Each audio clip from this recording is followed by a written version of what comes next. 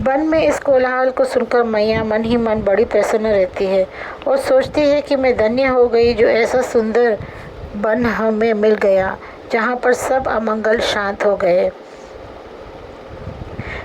मैया यह विचार करके कन्हैया खेलने में मगन होगा इसलिए वह नहीं आएगा, भोजन का सामान भेजती है।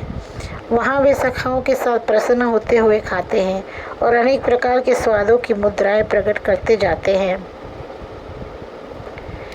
जो आनंद श्री वृंदावन में कन्हैया बरसा रहा है वह तीनों लोकों में कहीं भी नहीं दिखाई देता।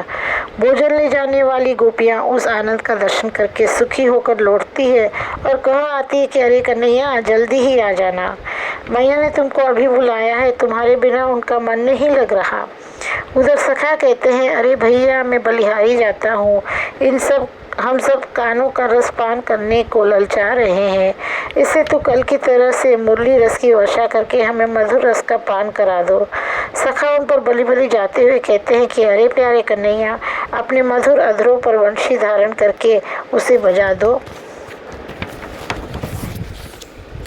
अरे छबीले कन्हैया अधरों का सुधारस बंशी के स्वर में हमको पान करा दो। अरे रसीले लाल, अरे रस भरे प्यारे, तू रस की वर्षा कर दे। एक तो श्री वृंदावन में जन्म पाना ही दुर्लभ है और फिर हृदय में प्रेम की तरंगे तो अत्यंत ही दुर्लभ है। पता नहीं फिर कब तुम्हारा इस प्रकार का संग मिलेगा। सुबल और सुदामा आदि सखा इसके लिए विनय कर रहे हैं।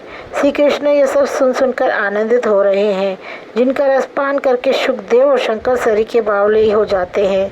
देवताओं का जिसको रसपान मिल ही नहीं पाता, उसी रस को कन्हैया ब्रज के घर घर में बरसा रहा है, यहाँ तक कि वह रस गायों और बछड़ों तक को पिला रहा है।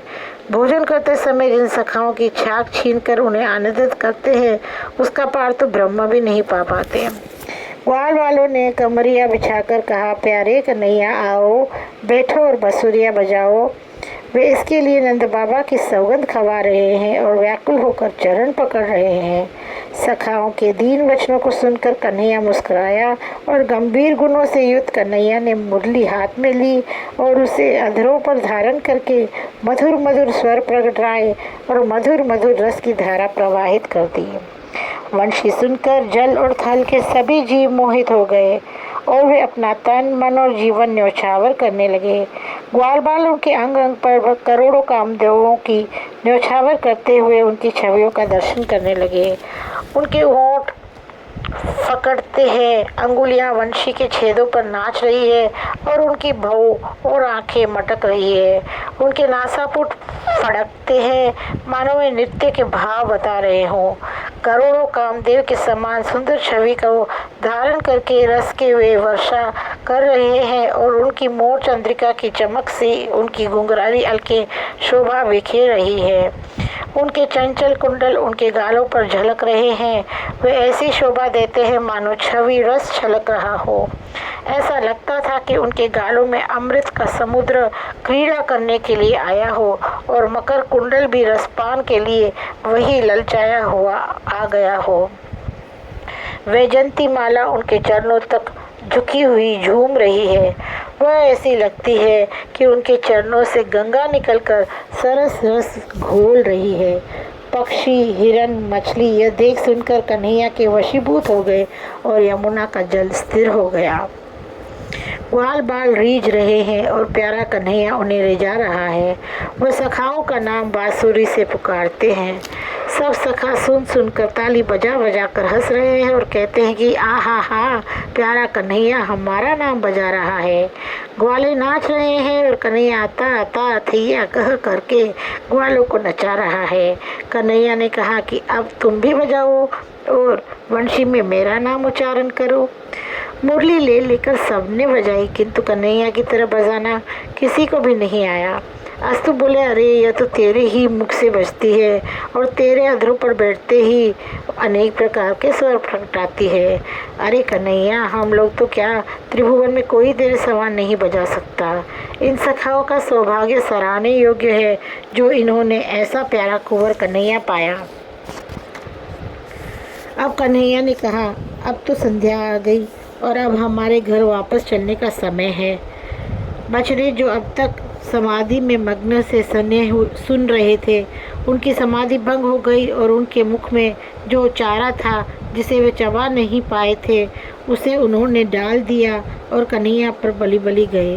वे आगे आगे चलते हुए मुड़ मुड़ कर कन्हैया को देखते जाते थे और कन्हैया उनका नाम ले लेकर बुला रहा था। वो मार्ग में खेल करता हुआ रस भरता हुआ चलता था और मधुर राग अलापता जाता था। वह हंस हंस कर ग्वालों को रिझा रहा था और चहल पहल करता चलता था। देवता आकाश से फूल बरसा रहे थे, मानो वे सुगंधित पावड़े बिछाते जाते हो। उन फूलों पर अपने लाल लाल चरणों को रखते हुए घर की ओर वे आए और इस प्रकार से सखाओं को सरस रस का पान कराया। वे प्रतिदिन प्रातःकाल वन को जाते और सायंकाल वापस आते और वे नित्य नई नई लीलाएं करके आनंदित करते। वे इस प्रकार रस के स्वामी ब्रज में वास कर रहे हैं। वे स्वयं तो पूर्ण काम हैं और अपनी इच्छा अनुसार सब काम करने वाले हैं। कन्हैया के ब्रज में आते समय गोपियाँ मार्ग में खड़ी होकर उनकी छवियाँ देखती हैं और उनको आँखों में बसा लेती हैं। इस प्रकार वत्सपाल बनकर कृपा के घर श्री कृष्ण विचरण करते हैं और जिसकी जैसी कामना होती है उसको वैसा आनंद देते हैं। वे धन्य हैं जो उनकी लीला में बछड़े बनकर परम सरस रस का पान करना स्वीकार करते हैं। वे उस रस में डूबे हुए गूंगे से बने रहते हैं और उस रस से बाहर आना उनको अच्छा नहीं लगता।